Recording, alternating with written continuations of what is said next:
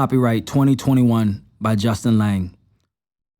All rights reserved. No parts of this book may be reproduced or used in any manner without express permission of the author, save promotional material or quotations for book reviews.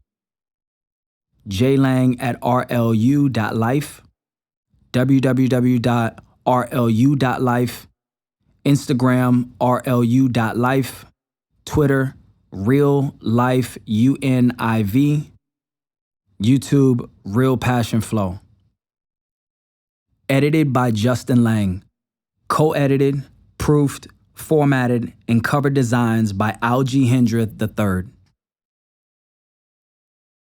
Page 4. Introduction. This university exists because there's no more time to waste.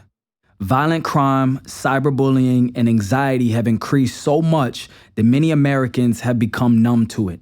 Teachers have to fight through mountains of politics while trying to reach their students' short attention spans. Depression and living near the poverty line seems to be the norm for millions. As suicide and incarceration rates rise in young adults, one thing is for certain: massive reform is needed. This is straight talk for the students. No fluff, just facts. This curriculum was created for young people who have already been hit with real problems in life. This was written for those who don't want to become another statistic. I remember coming in late so many times for a course in college that I would walk in while they were taking a test or quiz. I had no idea. I had no time to prepare for it. This professor on purpose told students in the first minute of class that there would be a test or quiz on a certain date and to remember it. Never did he repeat himself after that 10-second heads up at the beginning of class. He never wrote on the board that there would be a test or quiz on a specific date. He only gave a heads up on the next pop quiz, answers to future test questions, and insight on how to succeed in his course to people who showed up early or on time. If you came 15 seconds late, you would miss it and your grade would suffer because the big test would take you by surprise. One time I walked in and everyone had their homework at the edge of their desk getting credit for it. One time I didn't get credit for doing my homework because I was late. I walked in late and everyone had a partner for their group project. Instead of getting help and doing half the work, I had to do it all by myself because I was late. If you were looking from the outside, it would appear from the surface that this home wasn't flooded with tears and curses. But I make it clear through bars, hooks, and verses what went on here. These scars look disturbing. Observe him a little bit before 9th grade. A little handsome kid had an eye fade. He was insecure, couldn't defend his core, so every insult cut him like a knife blade. Was raised right, took some shortcuts, following friends. Disappointed but yet still bottled it in. Mom and pops working overtime, didn't see the personality to soar the foam in overtime. Him and his girl broke up, he was doped up. Out of his mind, sure enough, enemies showed up.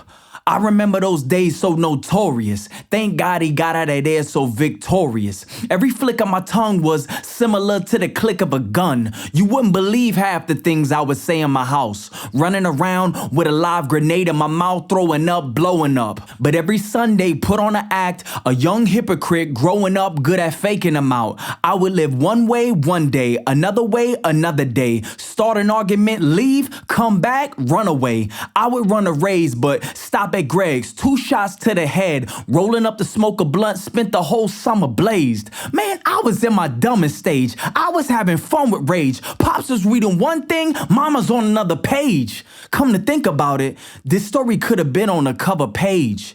I can relate to you. I was teased and made fun of for being weird when I was growing up. I had acne, couldn't dress, and had no style in elementary school and most of middle school. I had a funny walk and was sometimes socially awkward. I hated my physical appearance when I looked in the mirror. I wanted to be someone else so bad. I desperately wanted someone to validate me. I felt like I never fit in, no matter where I went. I was too poor to hang around the rich kids, but too rich to hang around the poor kids. I was too smart to hang around the dumb kids, but too dumb to hang around the smart kids. I didn't have 360 waves, a six-pack, or super athletic abilities. I wasn't a gangster and I wasn't a player. Internally, I battled every day with my low self-esteem. Some days were better than others. I had a lot of anxiety and paranoia. I thought most people were laughing at me and focusing on my imperfections. I started drinking, smoking weed, and mixing prescription pain pills regularly. Some nights I didn't care if I lived or died. As a result, I damaged my body and strained relationships with my family and friends. Everyone was not raised in the same home, during the same time, in the same city or town, by the same family, under the same circumstances as you. No one has gone through the same exact experiences with the same perspective as you. So if we know we all are not perfect and we all come from different points of view, we should expect some type of clash, misunderstanding, or conflict. We can't expect everyone we meet to think the same way or speak the same way as us. We can't get too frustrated when someone we come across was raised with different, or no, manners. If we know people make mistakes and we don't all think alike, we should embrace it. This leads me to my next point. Confront all conflict. It's a part of life. We can't avoid it. Ignoring problems won't make them go away. This is how I know. I had a roommate who didn't wash his dishes. He avoided doing dishes for over a month and kept them on the right side of the sink. When we turned around one of his pans, we found about 30 to 40 maggots wiggling in it. Most times, ignoring problems makes things even worse. It only adds to the issue. I'm a living example that running away from internal struggles won't do you any good. You may be scared, but you can still do it while being afraid. You cannot resolve what you do not confront. It normally doesn't happen that way. Series of events after a long period of time begin to weigh on people. It happens slowly. I normally feel depression settling in when multiple areas of my life seem to be crumbling and I lose hope in them ever changing for the better. It's a tragedy on Monday, another on Tuesday, another midday Wednesday, and another Thursday night. It's a constant web that tangles you up. It's like a wrestler that has you in a rear naked choke with both of your legs hooked. You don't escape instantaneously. You didn't get there overnight, so don't expect to get out overnight. It will take some time to fight your way out of it. It's closer to a 5-round MMA fight than a 2-minute street fight you see online. You must be willing to fight for as long as it takes. Do not expect this to be a fair fight. Depression and suicidal thoughts don't fight fair.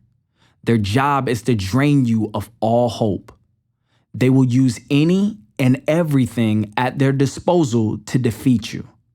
Don't think of a boxing match with a referee. Think of a street fight in the rain.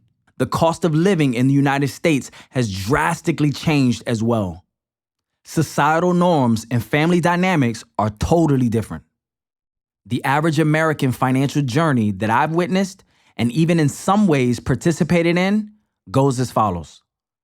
Move out of your parents' home at age 18, generally with no major money saved up.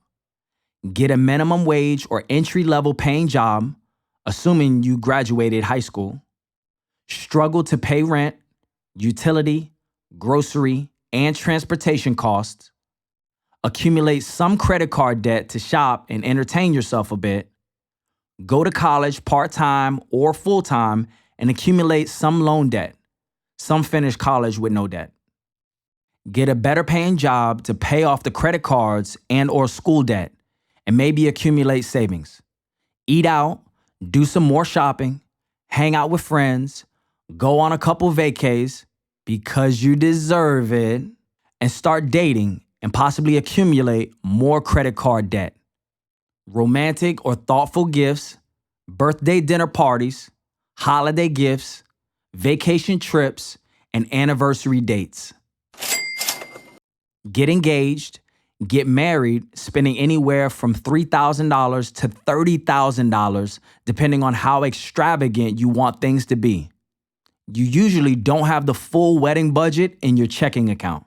So that will be taken from savings, a bank loan, or some credit card company. Here comes the honeymoon and new furniture. Thousands of dollars, maybe more depending on your preferences. Dual income now, so that helps. However, your spouse may have come into the marriage with credit card debt, student loan debt, and miscellaneous bills just like you. Now comes the cost of healthcare, pregnancy, delivery, and childcare if that hasn't already become a factor. There may be a reduced household income due to childbirth and postpartum. Now it's time for a bigger place. So you need a down payment and financing for a 3 to 4 bedroom home, since you can't buy the home with what's on your debit card or in your savings account. In order to keep the kids entertained and rewarded, toys, cable TV, streaming services, video games, and family vacations. Hobbies, home maintenance, car maintenance, and random emergencies. In-law and friend dinners, birthdays, coworker outings, baby showers, holidays, etc. Pray to God that there is no retail or gambling addictions.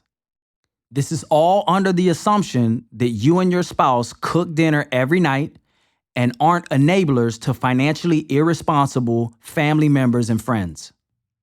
Praying hands emoji, facepalm emoji. Pray to God that there are no major medical bills or major accidents involving anyone in this growing family. Time flies by. Your kids are now teens and want every dollar in your bank account.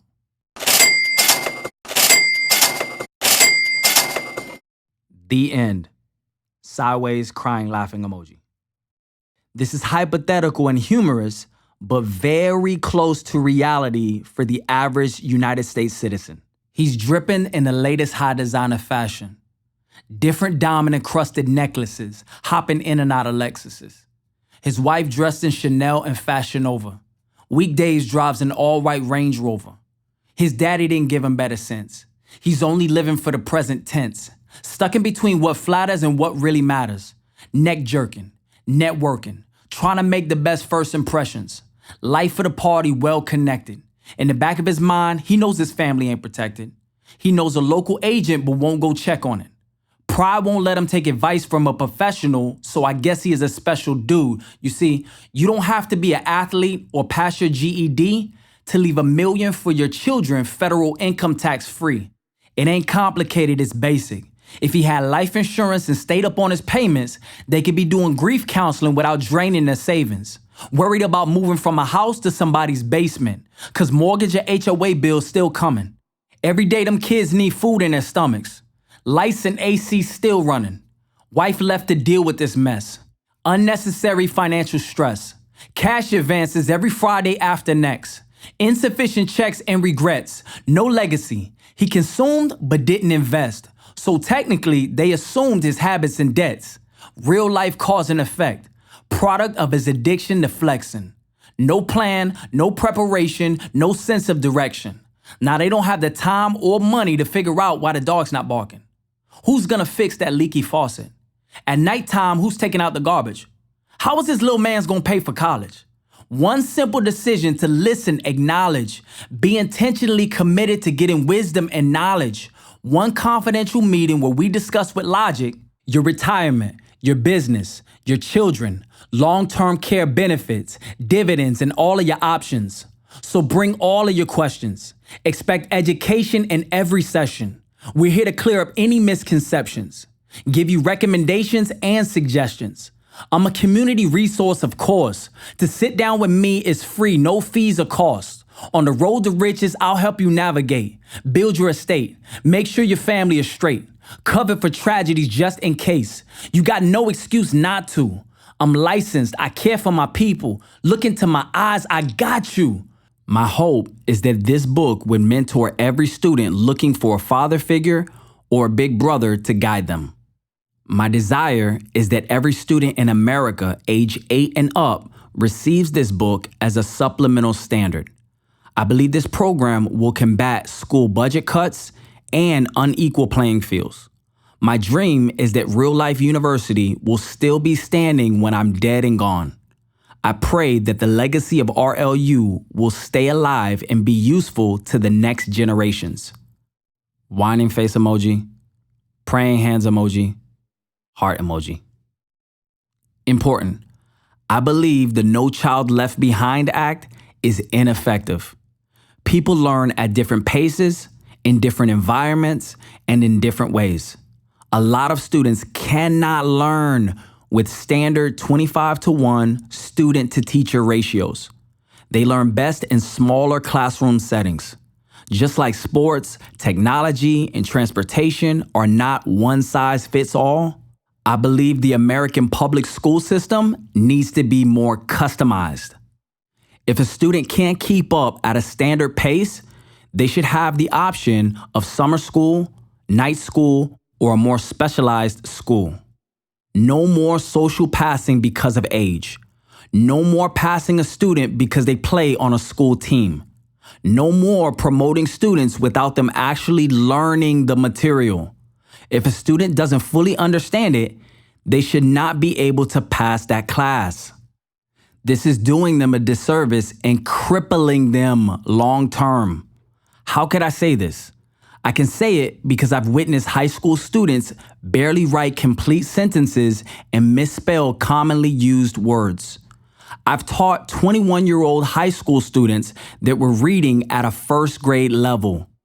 It's heartbreaking to know multiple education professionals and legislators found loopholes to pass these students along out the door to the real world. This is doing them so much more harm than good. It is 100% unethical. I believe people writing legislation for public school teacher requirements should be full-time public school teachers or have been one within the past 5 years. I believe public school workers should be paid way more than they currently are. I believe integrity needs to come back into education. Student learning has to be the main goal. Not money, politics, school letter grades, public image, athletics, deals with corporations, teacher scapegoating, bribery, or other hidden agendas. To my grandma and my granddaddy, Nana Joe Clark Jones and Thomas Jones Jr. Thank you both so much for modeling hard work, education, love, forgiveness, charity, humility, and the joy of life. Thank you for instilling the beauty of Southern hospitality, friendliness, and strength. I miss you both, and I hope you're still proud of me. I will never stop striving for greatness, even on my deathbed. You both taught me that, and so much more. I love you. Rest in peace. I give my sincerest gratitude to my mother and father, Kim Lang and Bernard Lang. Thank you both for giving me an amazing example of love, family, leadership, sacrifice, humility, Christianity, and hard work. I can never repay you or thank you enough. I love you both so much and always want to make you proud.